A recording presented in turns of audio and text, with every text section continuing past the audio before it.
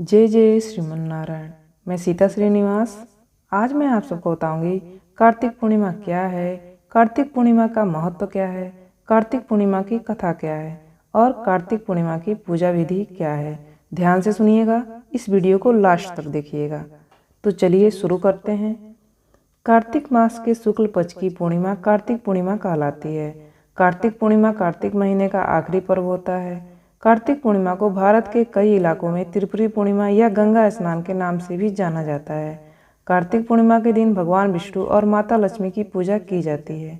कहते हैं कि सच्चे मन से भगवान विष्णु की आराधना करने से सारी मनोकामनाएं पूर्ण होती हैं।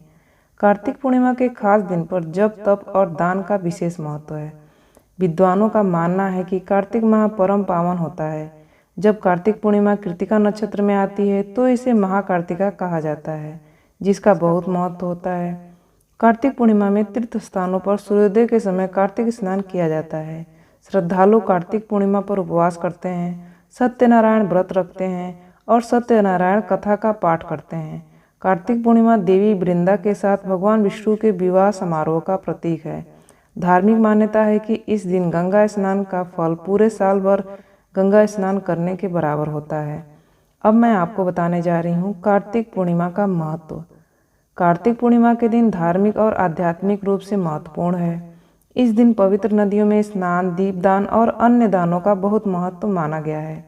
कार्तिक पूर्णिमा को धार्मिक समारोह का आयोजन करने के लिए सबसे शुभ दिन माना गया है और यह भी माना जाता है कि इस दिन किए गए शुभ समारोह काफ़ी खुशियाँ लाते हैं।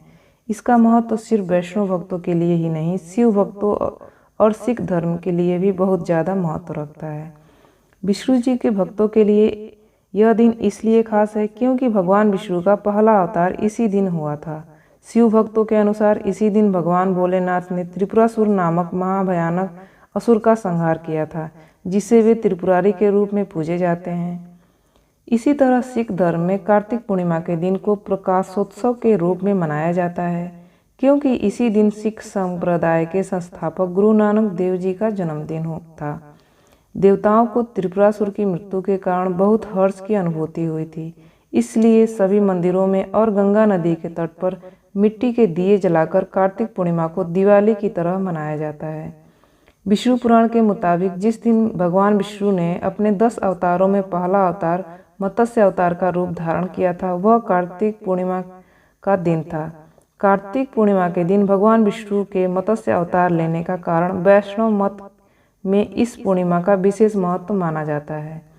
अब मैं आपको बताऊंगी कार्तिक पूर्णिमा व्रत कथा। कार्तिक पूर्णिमा की व्रत कथा क्या है, अब मैं आपको बताने जा रही हूँ। पौराणिक कथाओं के अनुसार दैत्य तारकासुर, जो कि वज्राग नामक दैत्य का पुत्र था, उसके 3 पुत्र थे, तारकाच, कमलाच और विधुनमाली। जब भगवान विष्णु के पुत्र कार्तिकेय ने तारकासुर का वध कर दिया तो उसके पुत्रों को बहुत दुख हुआ।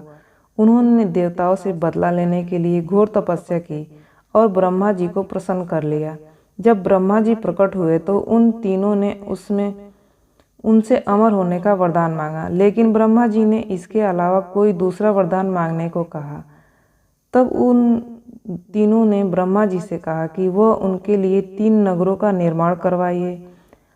वह उन नगरों में बैठकर सारी पृथ्वी पर आकाश मार्ग से घूमते रहेंगे। 1000 साल बाद जब वह तीनों एक जगह मिले, उस समय उनके तीनों नगर मिलकर एक हो गए और जो देवता उन्हें एक ही बाण से नष्ट कर सकेगा वही उनकी मृत्यु का कारण होगा। ब्रह्मा जी ने उन्हें यह वरदान दे दिया। ब्रह्मा जी का वरदान पाकर तारकाच, कमलाच और विधुनमाली बहुत प्रसन्न हुए। ब्रह्मा जी के कहने पर मैं दानव ने उनके लिए 3 नगरों का निर्माण किया। उनमें से एक सोने का, एक चांदी का और एक लोहे का था। सोने का नगर तारकाच को मिला और चांदी का नगर कमलाच का और लोहे का नगर विधुनमाली का था। अपने पराक्रम से इन तीनों ने तीनों लोकों पर अधिकार कर लिया। इन दैत्यों से घबराकर भगवान इंद्र आदि सभी देवता शंकर भगवान की शरण में आ गए। देवताओं की बात सुनकर भगवान शिव त्रिपुरों का नाश करने के लिए तैयार हो गए। विश्वकर्मा ने भगवान शिव के लिए एक दिव्य रथ का निर्माण किया। चंद्रमा और सूर्य उस रथ के पहिए बने। इंद्र, वरुण, यम और कुबेर उस रथ के घोड़े बने, हिमालय धनुष बने और शेषनाग उनकी प्रत्यंचा बने। भगवान विष्णु बाण बने और अग्निदेव उनकी नोक बन गए। उस दिव्य रथ पर सवार होकर भगवान शिव त्रिपुरों का नाश करने के लिए चल दिए तो दैत्यों में हाहाकार मच गया। दैत्यों और देवताओं में भयंकर युद्ध छिड़ गया। जैसे ही त्रिपुर सिद्ध में आए तो भगवान शिव ने दिव्य बाण चलाकर उनका नाश कर दिया। त्रिपुरों का नाश होते ही सभी भगवान शिव की जय जयकार करने लगे और त्रिपुरों का अंत करने के लिए भगवान शिव को त्रिपुरारी भी कहा जाता है। इसलिए कार्तिक पूर्णिमा को कई जगह देव दीपावली और त्रिपुरी पूर्णिमा के नाम से भी जाना जाता है। अब मैं आपको बताऊंगी कार्तिक पूर्णिमा की पूजा विधि। कार्तिक पूर्णिमा के दिन किस तरह पूजा किया जाता है और किस प्रकार व्रत किया जाता है, तो ध्यान से सुनिएगा। कार्तिक पूर्णिमा के दिन सुबह जल्दी उठकर पवित्र नदी में स्नान किया जाता है।